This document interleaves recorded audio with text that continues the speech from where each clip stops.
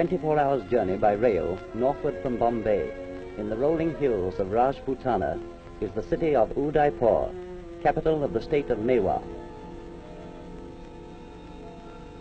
Little is heard of it in the outside world. Many Indian capitals have greater claims of size or grandeur.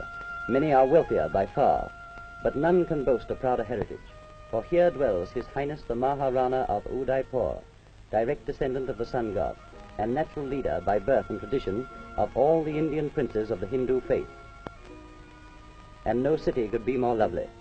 From the roof of the Maharana's palace, you may see the India of your dreams, a town of white houses on a lake, blue as the sky.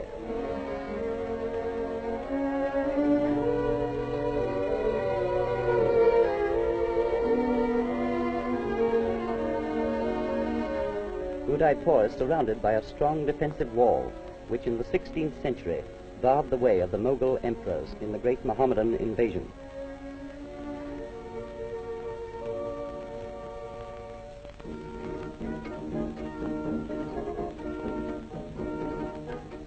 The principal gateway in the wall is the Elephant Gate, giving directly onto the main streets of the city.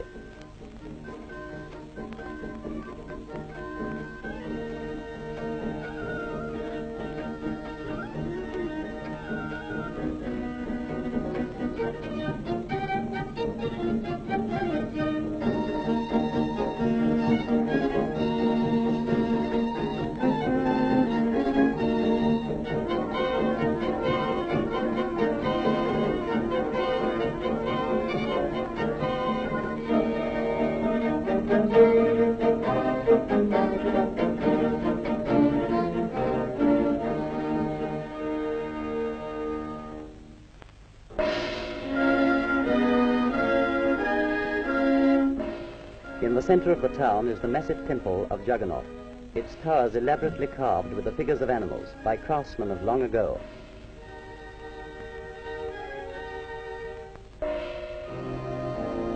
Here the Hindus worship the god whose ritual, in other parts of India, is marked by dragging through the streets the gigantic car of Jagannath, under whose wheels, in other days, thousands of victims were crushed in willing sacrifice. On the steps of the temple, the cow, sacred to the Hindus, exercises her divine right of reposing when and where she chooses.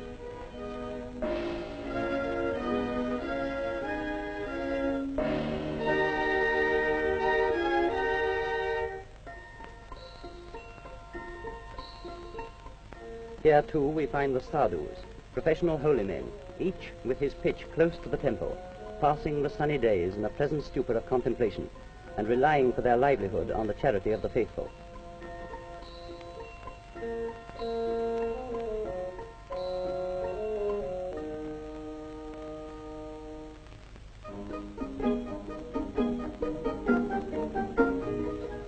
The trades of Udaipur are carried on in the tangle of streets below the temple. The oldest craft of the city, and one which befits a fighting race, is the making of swords. Even today it is a cottage door industry, the craftsman supplying the skill, and his wife the tar.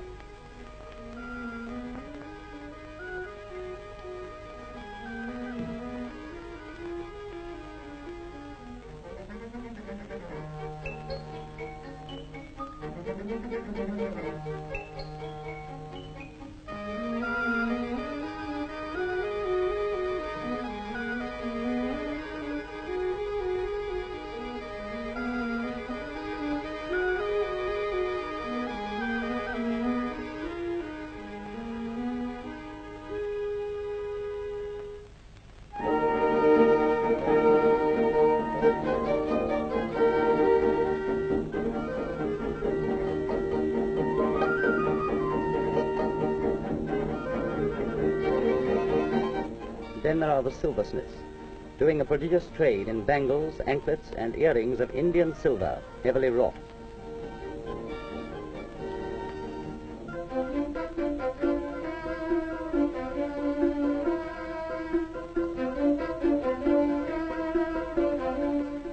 Conveniently near the shops, you will find the imposing premises of the Money Changers' Bank and safe deposit.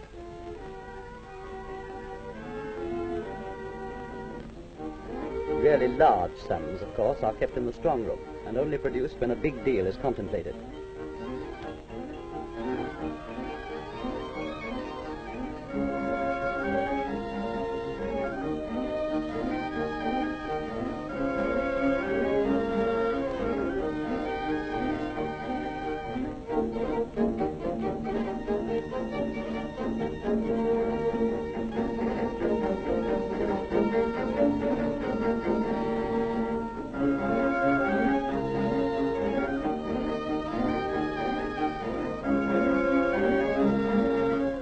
Much of the farming round the city is done by the Beals, a race of aborigines, and the produce is carried into town by their womenfolk for sale in the markets. The many anklets worn by this woman are not a sign of vanity, but of safety first. They protect her against snake bite while working in the fields.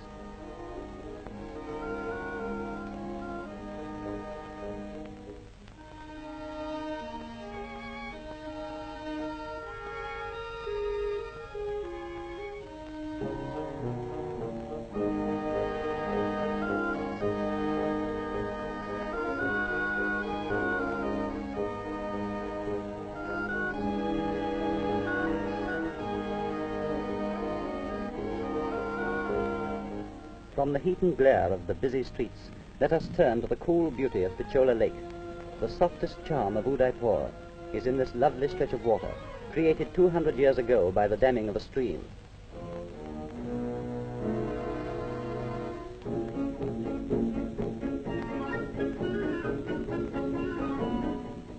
Here, throughout the day, the townsfolk come to the steps of the Ganga Ghat to bathe and wash, and to watch the children at play.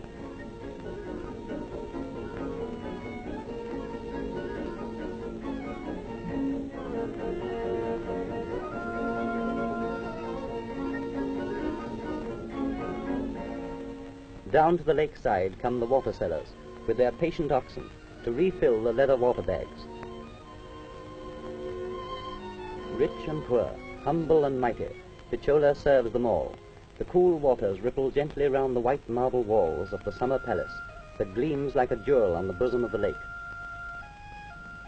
Happy Udaipur! The descendant of the sun god could find no fairer dwelling place under the sun.